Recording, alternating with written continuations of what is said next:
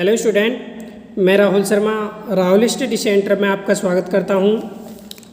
अर्थशास्त्र class 11th। तो मैं आपको कुछ आज वर्णों के मीनिंग बताऊंगा। उपभोक्ता क्या होता है, विक्रेता क्या होता है, सेवाधारी क्या होता है, सेवा प्रदाता क्या होता है, क्रेता कौन होता है, उसके बारे में आज मैं आपको बताऊंगा। तो सबसे पहला है उपभोक्ता किसे कहते हैं। तो लिखा हुआ है, जब एक व्यक्ति अपनी आवश्यकता की प्रत्यक्ष संतुष्टि के लिए किसी वस्तु को खरीदता है तो वह उपभोक्ता कहलाता है। यानी अपनी आवश्यकता के लिए, अपनी संतुष्टि के लिए कोई वस्तु आप खरीदते हो तो वह उपभोक्ता कहलाएगा। अगर आप कोई बाजार से सामान खरीदने या कोई वस्तु खरीदने जाते हो तो आप ग्राहक या उपभोक्ता कहलाओगे। तो आपको उपभोक्ता का मीनिंग पता चल गया होगा, उपभोक्ता किसे कहते हैं। लिखा हुआ है, जब एक व्यक्ति अपनी आवश्यकता की प्रत्यक्ष संतुष्टि के लिए किसी वस्तु को खरीदता है तो वह उपभोक्ता कहलाता है। अब बात करते हैं हम विक्रेता। विक्रेता किसे कहते हैं। जो व्यक्ति वस्तुओं को स्वयं के लाभ के लिए दूसरे को बेचता है तो वह विक्रेता कहलाता है। यानी विक्रेता आप समझ गए होंगे। जैसे एक एग्जाम्पल लिखा हुआ है ए और बी। आप कोई वस्तु बाजार से खरीदने के लिए जाते हो तो आप वस्तु ए से खरीदने के लिए जाते हो तो ए तो क्या हुआ, विक्रेता, और आप खरीदार हो, आपने जो वस्तु खरीदी वो आप हो गए क्रेता। क्लियर है। जो व्यक्ति वस्तुओं को स्वयं के लाभ के लिए दूसरों को बेचता है, जैसे आप कोई व्यवसाय यानी कोई आपकी दुकान है, आप कोई दुकान करते हो, आपसे कोई सामान खरीदने आया और आपने उसको जो सामान उसने मांगा आपने वो सामान दे दिया तो आप उसके लिए क्या हो, विक्रेता, और वो तुम्हारे लिए क्या है, उपभोक्ता या ग्राहक और या क्रेता। क्लियर है। ए बी, जैसे एक एग्जाम्पल लिखा हुआ है, ए विक्रेता है और बी खरीदार है। बी ने ए से जो वस्तुएं खरीदी हैं तो ए विक्रेता हुआ और बी खरीदार हुआ। जो व्यक्ति वस्तुओं को स्वयं के लाभ के लिए दूसरों को बेचता है वह विक्रेता कहलाता है। आगे बढ़ते हैं हम सेवाधारी। यानी सेवाधारी किसे कहते हैं। वह व्यक्ति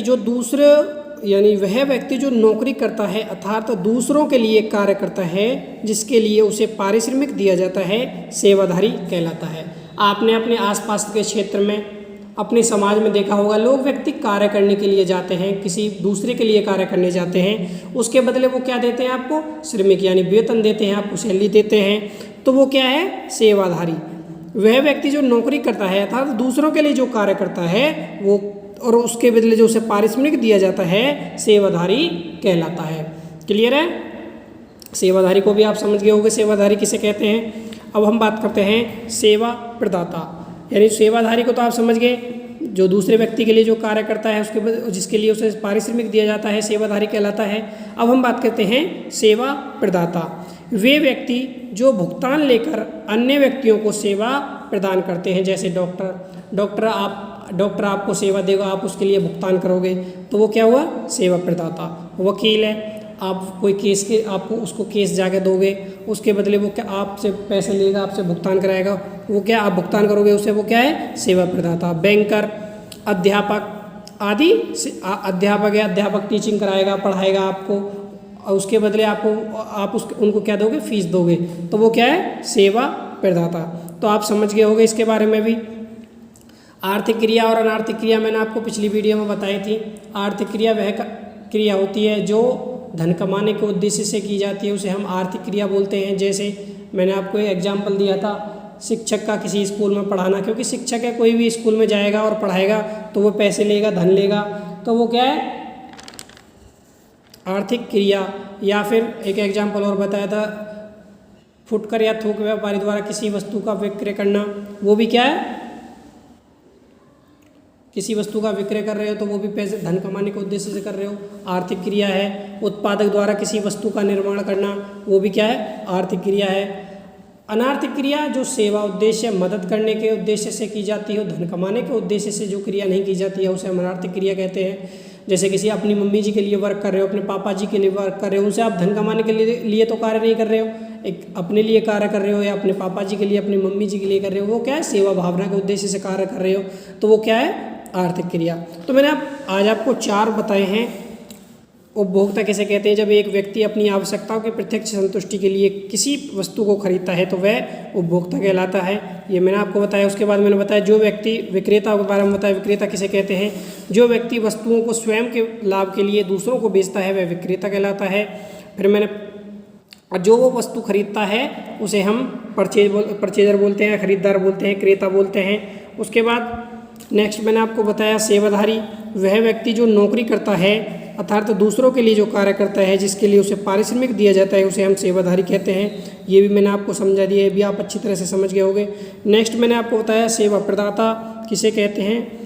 वे व्यक्ति जो भुगतान लेकर अन्य व्यक्तियों को सेवा प्रदान करते हैं। जैसे डॉक्टर है, डॉक्टर क्या करता है, आप बीमार हो तो आप उसके पास जाओगे तो आप उससे अपनी बीमारी का इलाज करोगे, आपको वो दवा देगा तो उसके बदले आप उसे पैसे दोगे, तो क्या होगा, सेवा प्रदाता। वकील है, वकील आप अपना केस लेके जाओगे तो आपसे वो उसके लिए फीस लेगा, तो वो भी क्या है, सेवा प्रदाता। नेक्स्ट है बैंकर, अध्यापक, अध्यापक आपको बच्चों को पढ़ाएगा, आपको पढ़ाएगा तो उसके बदले आप क्या दोगे, उन्हें फीस दोगे, तो वो भी क्या है, सेवा प्रदाता। क्लियर है? आप समझ गए होंगे। तो 4 मैंने आपको बताए हैं। एक बार हम पिछली वीडियो को रिवाइज करते हैं। अर्थव्यवस्था किसी क्षेत्र विशेष में होने वाली आर्थिक क्रियाओं की प्रकृति तथा स्तर को प्रकट करने को अर्थव्यवस्था कहते हैं। ये मैंने आपको पिछली वीडियो में अच्छी तरह से इसके एग्जाम्पल के साथ समझा दिया है। आज बस रिवीजन के लिए मैं आपको रीडिंग करा रहा हूँ। तो इसमें मुख्य 3 प्रकार होते हैं जो अर्थव्यवस्था, उसके 3 प्रकार होते हैं। कृषि क्षेत्र अर्थव्यवस्था यानी प्राथमिक क्षेत्र, इसमें कृषि से संबंधित क्षेत्र आता है। विनिर्माण क्षेत्र यानी जो कच्चे माल से संबंधित, जैसे कारखाना, स्टील, आटा चक्की, बिजली घर, ये सब किसमें आते हैं, विद्युतीय क्षेत्र में। एक सेवा क्षेत्र होता है, सेवा क्षेत्र में क्या होता है, मोबाइल है, रेल हैं, बस हैं, ये सब क्या है, सेवा क्षेत्र के अंतर आता है। आर्थिक क्रिया मैंने बताया, आर्थिक क्रिया से अभिप्राय उस क्रिया से जो धन कमाने के उद्देश्य से की जाती है वो आर्थिक क्रिया कहलाती है। प्राथमिक क्षेत्र, प्राथमिक क्षेत्र के बारे में बताया मैंने, प्राइमरी सेक्टर, जो पूरी तरह नेचर पर डिपेंड हो, जैसे मुर्गी पालन है, तो मुर्गी पालन क्या है, एक प्राथमिक क्षेत्र है। बाग लगाना क्या है, एक प्राथमिक क्षेत्र, क्योंकि नेचर पर डिपेंड करता है। जो मुर्गी है, मुर्गी पालन है, वो भी नेचर पर डिपेंड करता है। कृषि है, नेचर पर डिपेंड करती है। खनन, कोयला, ये सब क्या है, नेचर पर डिपेंड करता है। पेट्रोलियम, मछली उत्पादन, पशुपालन, ये सब क्या है, सब नेचर पर डिपेंड करने वाली चीज़ें, तो वो क्या है, प्राथमिक क्षेत्र के अंतर्गत आती हैं। आपको मैंने अच्छी तरह से एग्जाम्पलों के साथ पिछली वीडियो में करा दिया है। तो प्राथमिक क्षेत्र में क्या क्या आता है, भूमि। प्राथमिक क्षेत्र में यानी जो कोई भी वो कर रहे हैं तो उसके लिए सबसे पहले, जैसे मुर्गी पालन कर रहे हो तो उसके लिए भूमि चाहिए, भूमि की अधिक आवश्यकता होती है इसमें प्राथमिक क्षेत्र में।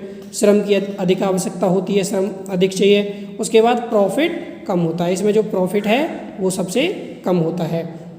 क्लियर है? आप समझ गए प्राथमिक क्षेत्र। उसके बाद नेक्स्ट मैंने बात की थी सेकेंडरी सेक्टर की, यानी द्वितीय क्षेत्र की। द्वितीय क्षेत्र होता है कारखाने, यानी जैसे स्टील है, आटा चक्की है, बिजली घर है, ये सब किस में आते हैं, द्वितीय क्षेत्र में। जैसे प्राइमरी सेक्टर की चीज़ को ही अच्छा बनाया जाता है, ये सब द्वितीय क्षेत्र में आते हैं। उसके बाद मैंने एग्जाम्पलों के साथ पिछली वीडियो में करा दिए हैं। जिसने भी ये वीडियो नहीं देखी हो वो पहले वो वीडियो देख ले, उसके बाद ये रिवाइज करें। फिर है टेरिटरी सेक्टर यानी तृतीय क्षेत्र, प्राथमिक और द्वितीय क्षेत्र को पब्लिक तक पहुंचाने में जो सहायक होते हैं उसे हम टेरिटरी सेक्टर बोलते हैं। जैसे मैंने आपको एग्जाम्पल बताया था, गेहूँ क्या है, प्राथमिक क्षेत्रक है। जो कारखाने, जो बिस्किट बन रहे हैं वो क्या है, द्वितीय क्षेत्रक है। लेकिन जो गेहूँ, जो बिस्किट, जो कारखाने तक जो बिस्किट बनने हैं, जो ये गेहूँ है, इसको ले जाने के लिए कारखाने, जो गेहूँ है इसको खरीद के ले जाने के लिए कुछ ना कुछ यातायात की आवश्यकता पड़ेगी। इस गेहूँ को गांव-गांव से उठाने के बाद कारखाने तक पहुंचाने के लिए किसकी, रेल या बस आदि की आवश्यकता पड़ेगी, तो वो क्या है, टेरिटरी सेक्टर। या मोबाइल, अगर एक्सीडेंट हो जाता तो आप गाड़ी पर फ़ोन करोगे तो वो क्या है, मोबाइल कंपनी। यानी जो सेवा से जो रिलेटेड सब आते हैं वो सब सेवा क्षेत्र जो होता है वो आते हैं तृतीय क्षेत्र यानी टेरिटरी सेक्टर। क्लियर है? आपको अच्छी तरह से समझ आ गया होगा अर्थशास्त्र के बारे में। तो आज मैंने आपको बताया है उपभोक्ता, विक्रेता और सेवाधारी और सेवा प्रदाता किसे कहते हैं। तो मैंने आज आपको अच्छी तरह से ये वीडियो में समझा दिया है। आज के लिए इतना ही। Thank you for watching.